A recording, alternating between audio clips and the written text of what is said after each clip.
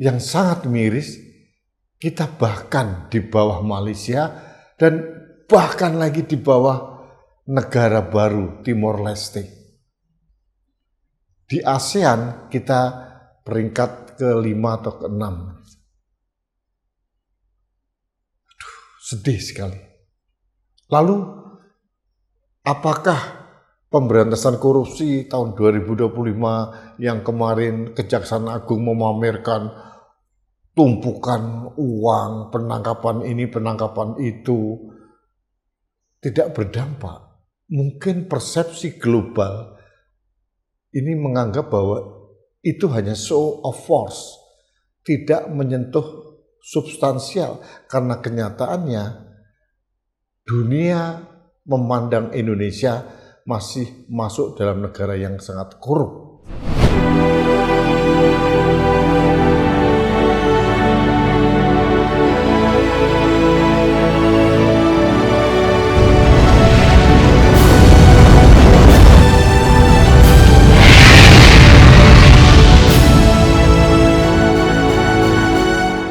Halo sahabat Indonesia, kita bertemu kembali dalam Opini Rudy di Anak Bangsa Channel.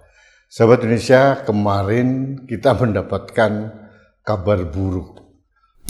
Transparansi Internasional Indonesia merilis hasil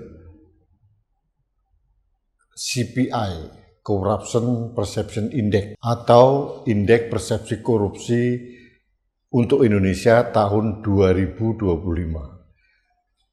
Nah, biasanya diumumkan di awal tahun berikutnya, yaitu tahun 2026 ini. Yang mengagetkan, atau mungkin sudah terprediksi, beberapa orang mengatakan ini sudah jadi prediksi, peringkat Indonesia turun. Indeks persepsi korupsi kita turun dari 37 menjadi 34. Peringkat kita juga anjloknya luar biasa. Tahun 2024, indeks persepsi korupsi 37, kita masuk peringkat 99 dari 180 negara. Tahun 2025, indeks persepsi korupsi kita turun 3 poin menjadi 34, dan peringkat kita turun 10 negara, jadi 109 dari 180 negara. Kita sekarang ini setara atau sama dengan Laos, sama dengan Nepal, sama dengan Malawi, sama dengan negara pecahan Yugoslavia, Bosnia dan sebagainya, dan setara dengan negara Afrika, Sierra Leone. Itu negara-negara yang luar biasa bermasalah itu. Kita tahu Nepal tahun kemarin terjadi kerusuhan sosial politik yang bergejolak luar biasa karena korupsi yang sangat akut yang dipandang oleh generasi muda di sana. Itu luar biasa sehingga menimbulkan gejolak sosial politik yang akhirnya merubah semua struktur ketatanegaraan di Nepal. Jadi kita harus mengelus dada. Mengapa persepsi global negara-negara luar terhadap Indonesia semakin hari semakin menurun. Dan ini berdampak pada kepercayaan investor untuk berusaha di Indonesia. Karena tingkat korupsinya luar biasa.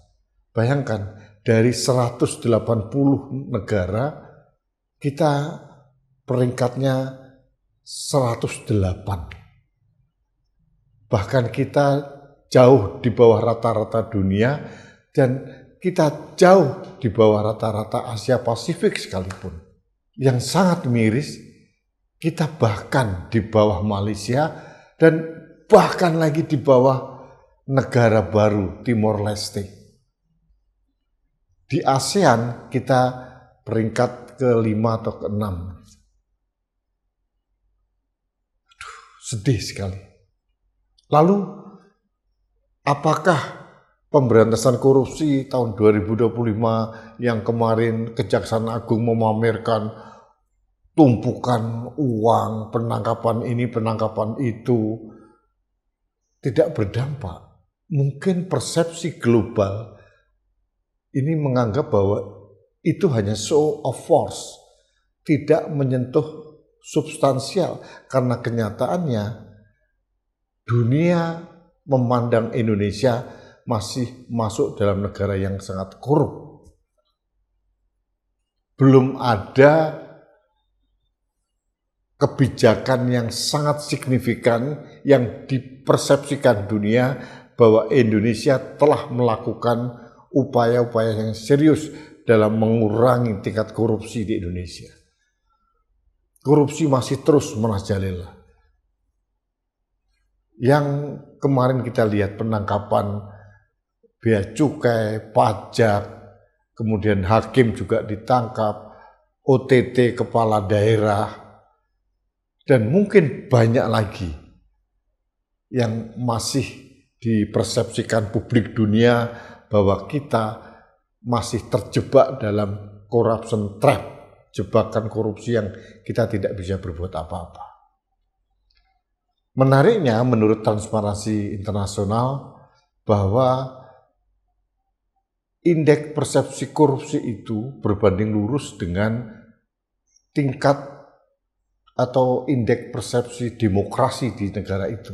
Semakin negara itu demokrasi, indeks persepsi korupsinya semakin tinggi. Ini kenyataan. Artinya bahwa penumbuh kembangan iklim demokrasi itu berbanding lurus dengan persepsi korupsi yang terjadi di negara itu. Ada hal-hal yang disorot mungkin dalam penegakan hukum, kepastian hukum kita juga belum jelas, tebang pilih kasus. Kemudian dunia peradilan kita yang sering tidak independen. Kemudian partisipasi masyarakat sipil yang dianggap sering dibungkam. Sebagai contoh, kasus saya saja. Tahun 2022 saya kedatangan whistleblower yang mengungkap dugaan korupsi di salah satu BUMD di Jakarta. Bukannya itu menjadi masukan yang baik buat aparat penegak hukum untuk ditelusuri kasusnya, tapi yang terjadi malah saya dikriminalisasi. Jadi partisipasi publik untuk memberantas korupsi ini sengaja dibungkam dengan dalih pencemaran nama baik dan fitnah. Bagaimana kita melakukan pencemaran nama baik atau fitnah manakala kasusnya sendiri, dugaan korupsinya tidak diusut? Ini kan aneh, tapi itulah yang terjadi. Itu contoh kecil saja. Sebagai contoh ada lagi kasus Tom Lembong, kasus Ira Puspadewi, kasus Nadiem Makarim. Itu juga kasus-kasus di mana penegakan hukum korupsi kita tidak berjalan pada jalur yang sebenarnya. Ini koreksi dan evaluasi buat kita semua, terutama pemerintah. KPK sekarang sudah mulai melakukan gerakan-gerakan meskipun masih kecil-kecil, masih masuk dalam pemberantasan korupsi Liga 3. Belum Liga 2 atau Liga 1 seperti zaman KPK, era awal-awal berdirinya KPK. Artinya revisi Undang-Undang KPK itu sangat signifikan melemahkan peran KPK dalam pemberantasan korupsi, dan ini terbukti. Dan ini dikonfirmasi oleh Transparansi Internasional yang mengatakan indeks persepsi korupsi kita turun jauh. Bandingkan dengan Singapura. Singapura di atas 80. Kalau kita bicara 100 sampai 180, yang pertama yang sangat tinggi skornya adalah Denmark, yang kedua Finlandia, dan yang ketiga Singapura. Indonesia nomor 109, sama dengan Nepal. Jadi ini menjadi ujian yang berat bagi pemerintahan Presiden Prabowo, di mana kita selalu melihat setiap pidatonya Presiden selalu berbicara keras tekad beliau untuk memberantas korupsi di Indonesia. Tapi ini kan sebatas narasi. Persepsi publik itu melihat bukan dari narasinya, bukan dari tekadnya, tapi dari implementasi dari narasi itu, apakah dilakukan di lapangan atau tidak. Apakah aparat penegak hukum sudah melakukan apa yang diperintahkan Presiden? Kenyataannya, menurut persepsi internasional, belum melakukan. Sekali lagi, ini indeks persepsi korupsi tahun 2025. Artinya dalam rejim pemerintahan Pak Prabowo. Sekarang tahun 2026, apakah kita semakin melorot atau mungkin ada upaya perbaikan sehingga persepsi publik kita semakin baik? Tapi saya di samping harapan dan optimisme saya, ada pesimisme juga. Kalau kita lihat di awal Februari yang lalu terjadi crash di pasar modal, peringkat hutang kita menurut Moody's juga turun. Belum lagi teguran dari Morgan Stanley Capital International misalkan, kita juga membuat terjadi goncangan di pasar modal. Itu belum disorot oleh persepsi internasional, karena itu akan menjadi bahan untuk tahun 2026 ini. Kita mengawali tahun 2026 dengan catatan-catatan buruk. Kita berharap di bulan-bulan berikutnya di tahun ini ada perbaikan signifikan, bukan hanya show of force, tapi menyentuh substansi masalahnya, bagaimana mindset koruptif itu benar-benar dihilangkan dari birokrasi kita, mental birokrasi kita, pejabat kita, pengusaha-pengusaha, bagaimana oligarki mengontrol ekonomi kita misalkan, bagaimana kemampuan Presiden untuk mengendalikan itu semua. Sekarang Presiden sedang berwacana membentuk Indonesian Incorporated.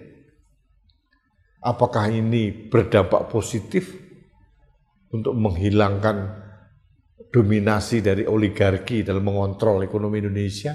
Karena ekonomi itu berdampak pada politik dan itu juga berkelindan dengan nuansa demokrasi yang ada di Indonesia sekarang. Ini menjadi PR yang sangat serius buat kita. Yang jelas kita melihat ini harus dengan lapang dada, perih, tapi harus jujur kita melihat memang faktanya seperti itu. Kita tidak bisa mempersalahkan persepsi masyarakat internasional. Kita tidak bisa mengatakan bahwa itu survei abal-abal. Itu sangat independen dan sangat akurat, karena apa yang dirilis oleh Transparansi Internasional itu menjadi acuan bagi pebisnis internasional atau investor internasional untuk melihat satu negara. Apakah negara ini masih korupsi, tingkat korupsinya seperti apa, atau mungkin meningkat, atau semakin terjun bebas seperti sekarang. Ini menjadi keprihatinan kita semua. Kita pernah tertinggi, kita masuk ke skor 40, tapi turun lagi 37, dan sekarang turun lagi menjadi 34. Mudah-mudahan apa yang disampaikan oleh Transparansi Internasional ini menjadi acuan evaluasi bagi pemerintah sekarang. Kita akan melihat hasilnya, apakah ada perbaikan yang signifikan, apakah ada respon positif dari negara untuk merespon agar mindset atau persepsi korupsi itu tidak semakin memperparah persepsi internasional terhadap kita. kita hanya sama dengan Nepal, sama dengan Sierra Leone, sama dengan Bosnia Herzegovina, sama dengan Laos. Kita kalah dengan Malaysia, kita kalah dengan Timor Leste. Itu memalukan sebetulnya. Tapi ini adalah kenyataan pahit yang harus menjadi bahan evaluasi serius bagi semua stakeholder di Indonesia ini.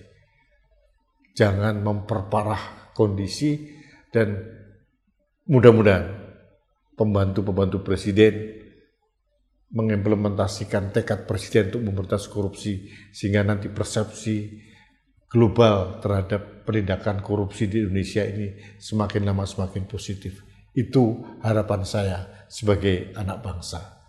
Terima kasih sahabat Indonesia, kita bertemu kembali dalam Opini Rudy selanjutnya. Sampai jumpa.